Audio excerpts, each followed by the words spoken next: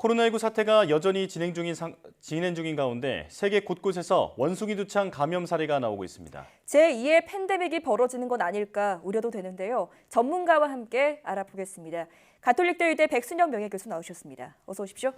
안녕하세요. 네, 안녕하십니까. 자, 원숭이 두창이 코로나19 같은 새로운 질병은 아니라고 하는데 아프리카 일부 지역의 원래 풍토병이라고 알려졌죠. 자, 이번에 처음 들어보신 분들도 많을 것 같은데요. 일단 원숭이 두창 어떤 질병인지 정의부터 내려주시죠. 예, 일단 우리가 잘 알고 있는 질병으로는 사람의 천연두가 있습니다. 하지만 지금 이 천연두는 전 세계적으로 질병으로서는 존재하지 않습니다. 원인 바이러스로서는 이 세상에서 제일 큰 바이러스, 즉 사이즈가 제일 커서 광학혁명으로도 볼 수 있을 정도인데 폭스 바이러스라는 것인데요. 이게 DNA 바이러스라서 변이는 그다지 많지 않습니다. 사람에게만 감염되는 것은 천연두라고 하고요. 우두 바이러스라고 하면 우두라고 들어보셨을 것 같은데요. 소에는 우두 바이러스가 있고요. 양에는 아구창 바이러스, 원숭이에는 원숭이 두창 바이러스, 염소에도 있는데요. 이런 동물의 바이러스들은 사람한테도 감염이 되기 때문에 인수 공통 전염병이라고 할 수가 있습니다. 다만 사람한테 감염되었을 때는 증상은 천연두보다는 훨씬 더 약해서 우리가 백신으로도 사용한 적이 있습니다. 우두를. 사실 이게 감염되게 되면 최장 3주간 정도의 잠복기를 거쳐서 발열, 두통, 근육통, 임파절 부정, 오한 등 이런 일반적인 증상이 나타나면서 이 이후에 1 내지 3일 후에는 발진이 나타나는 특징을 가지고 있습니다. 이 발진 이후에는 전신에 수포성 발진이 생기기 때문에 우리가 임상 증상만 가지고서도 진단이 가능한 그런 질병이라고 볼 수가 있습니다. 약 2 내지 4주 후에 완치가 되게 되면은 후유증은 거의 없이 날 수가 있고 치명률은 아프리카에서는 3 내지 6% 된다고 하지만 이것은 사실 의료 체제가 불리해서 된 상황이고 조기 진단하고 치료를 제대로 한다면 아마 사망률은 극도로 낮아지겠지만 아마 코로나보다는 약간 높지 않을까 그렇게 예상하고 있습니다.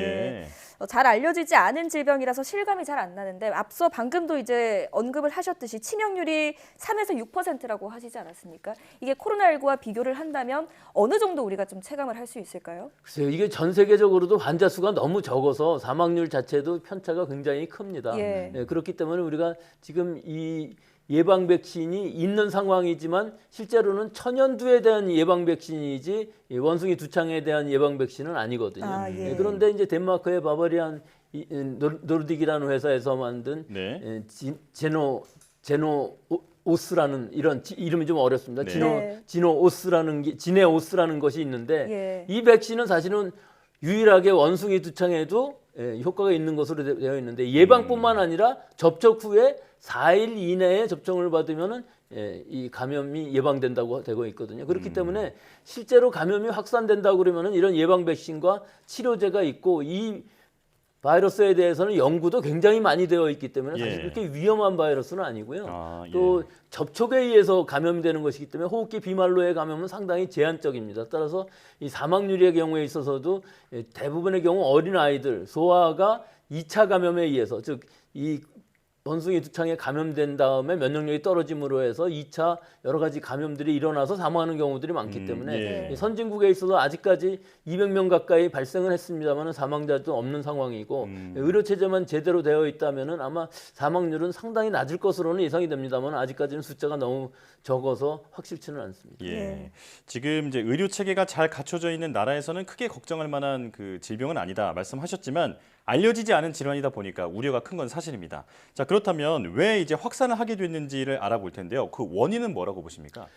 글쎄요, 이 원인은 우리가 알 수는 없죠. 이 서부 아프리카나 중앙 아프리카, 자이레라든지 콩고라든지 이런 나라들에서 주로 풍토병으로 알려져 있었고 맨 처음에 원숭이에서 발견된 건 1958년입니다. 그다음에 1970년에 콩고의 어린아이가 감염된 것이 처음으로 사람한테 감염된 것이 알려져 있었고 그다음에 아프리카에서 감염된 것이 풍토병이었었는데 사실은 2003년에 미국에서 한 70명 정도 발생한 적이 있었습니다만 그것으로 끝났고 더 이상의 확산은 없었거든요. 그런데 최근에 와서 갑자기 많이 늘어난 것은 아마 전 세계적으로 사람들이 많이 왔다 갔다 하면서 지역사회에 이 감염이 확산된 것으로는 보이기는 하지만 사실 전파력 자체는 그다지 높지는 않은 상황이라서 위험할 정도는 아닌데 이거 우리가 좀 한 가지 생각해 볼 부분이 있는 것이 우리가 1979년에 이미 천연두에 대한 예방접종을 다 안 하게 됐거든요. 그 이후로는. 그렇기 때문에 천연두 예방 접종을 받은 사람들이 교차 면역력이 있기 때문에 사실은 어느 정도 감염 예방 효과가 있는데 우리 전 인류의 반 이상이 아마 예방 접종을 받지 않은 상황이기 때문에 조금 더 감염될 가능성이 높아지는 것으로는 보이지만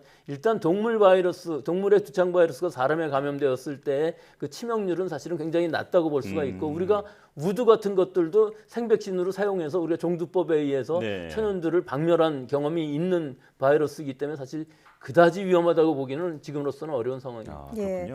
치명률은 낮다고 하지만 지금 명확한 원인을 알 수 없기 때문에 우리를 더 긴장하게 만드는 것 같은데요.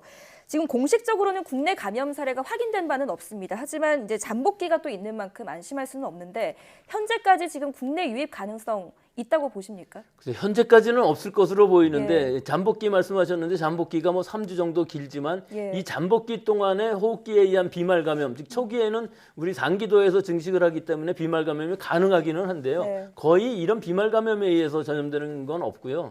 대부분은 밀접 접촉, 아주 굉장히 많은 접촉, 특히 성적인 접촉 같은 경우는 굉장히 밀접 접촉을 하기 때문에 주요한 감염 경로이기 때문에 사실은 이 감염 경로에 따라서 이 전파력은 상당히 약할 수밖에 없어서 우리나라에 지금까지는 들어와 있지 않다고 하더라도 아마 무증상이면서 들어와서 우리나라에서 발병하는 사례가 없지는 않을 것으로 보이기 때문에 과연 그것을 어떻게 대처할 것인가가 이제 문제인데 우리 지금 발열 체크라든지 뭐 건강 문진표 정도 하고 있는 상황인데 입국해서 3주 이내에 어떤 증상이 나타났을 경우에 이제 어떤 대처를 할 것이냐. 즉 진단 검사를 우선 해야 되는데 사실은 PCR 진단 검사도 중요하지만 임상 선생님이 진단을 바로 내릴 수 있을 정도로 임상 증상이 확실하기 때문에 사실은 금방 알 수는 있는 상황이고 그랬을 경우에 지역사회의 전파를 어떻게 막을 수 있는지 역학조사 같은 것들을 확실히 해서 접촉자를 찾아내고 여기에 이제 해외에서 하는 것처럼 이 지네오스라는 이런 백신을 예방적으로 하는 것이 아니라 거의 치료 목적으로 사용하게 되면은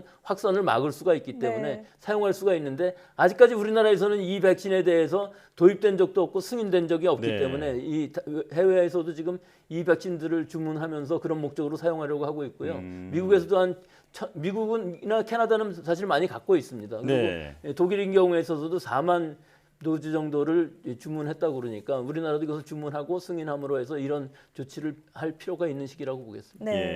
자, 해외 유입을 막기 위한 조치도 지금 이뤄지고 있는데요. 지금 방역 당국이 원숭이 두창 발생 국가에서 오는 그 여행객을 대상으로 입국 시에 발열 여부를 검사하고 그리고 건강 상태 질문서를 내도록 한다고 밝혔습니다. 저 이후에도 검사 역량 확대를 검토하고 있다고 조금 전에도 보도로 말씀을 드렸는데 이 정도면 충분한 조치라고 보십니까? 지금으로서는 충분한 조치라고 보입니다. 또 2016년에 이미 진단 체계가 다 확립되어 있기 때문에 이게 PCR 방법이어서 뭐 코로나랑 마찬가지입니다. 이 PCR 프라이머라든지 여러 가지 진단 체계들을 각 시도 보건환경연구원에 다 배포를 해서 일단 지역사회에서 발생하거나 또는 해외에서 유입된 분이 확진을 하기 위해서는 이런 진단 검사가 필요하고요. 이 진단 검사 이후에도 그 역학조사, 즉 접촉자들을 밀접 접촉자들을 전부 찾아내서 이들을 어떻게 확산을 막을 것인지에 대한 방역이 필요한 시기라고 보겠습니다.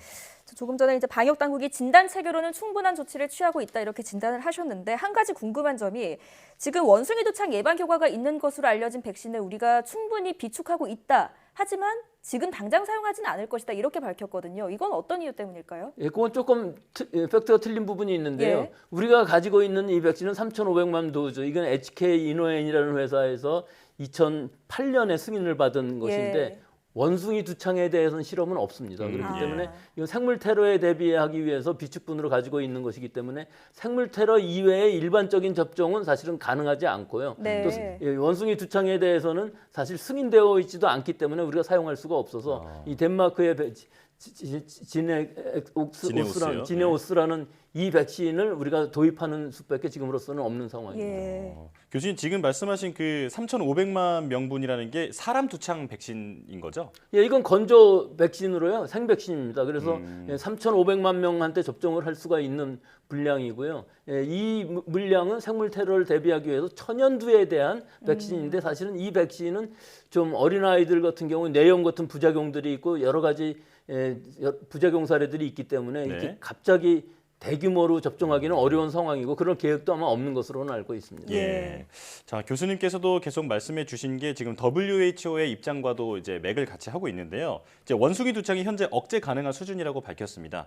자, 하지만 그 조금 과도하게 반응하는 것에 대해서 지금 WHO는 우려하고 있는데 그래도 세계적 대유행을 한번 겪고 나니까 지금 계속 이제 걱정은 커지고 있거든요. 그 팬데믹 우려는 없을까요? 예, 이거는 팬데믹 우려는 아마 없다고 볼 수밖에 없는 것이 무증상 감염이라는 것이 존재하지 않고 또 비말 감염이라는 것이 이론적으로는 가능하지만 실제로는 밀접 접촉에 의한 감염이 대부분이고 네. 어떤 물건에 의해서도 접촉이 되었을 경우 감염은 가능하긴 하지만 우리가 잘하고 있는 손 씻기와 마스크 쓰기만 잘하면은 큰 문제가 없습니다. 이제 여기 한 가지 더 있는 것이 설치류 같은 동물이 감염되었을 때 그 동물의 접촉에 의한 것이거나 혹은 또 이런 동물의 사체와 접촉을 하든지 또는 이것을 먹는다든지 할 때 네. 즉 야생 동물들을 섭취하는 것 이런 것들은 당분간은 하지 말아야 이 원숭이 두창 바이러스를 예방할 수 있을 것으로 보이기 때문에 우리가 지금 코로나19에서 하고 있는 것처럼 일반적인 방역 수칙만 잘 지킨다면은 사실은 감염될 가능성은 거의 없는 상황인데 해외 여행을 갔을 때 그 해외 현지에 있는 분들하고 밀접 접촉을 가능한 한 자제하는 것이 필요한데 사실 우리가 일반적인 여행이라고 그러면 현지인들과 그렇게 밀접한 접촉을 가질 일은 거의 없기 때문에 예. 마스크 잘 쓰고 손만 잘 씻는다면 해외에서의 감염은 거의 막을 수 있다고 볼 수 있겠습니다. 예. 네. 그래도 혹시 모를 감염 전파 가능성은 대비를 해야겠습니다. 지금까지 가톨릭대의대 백순영 명예교수와 함께했습니다. 교수님 잘 들었습니다.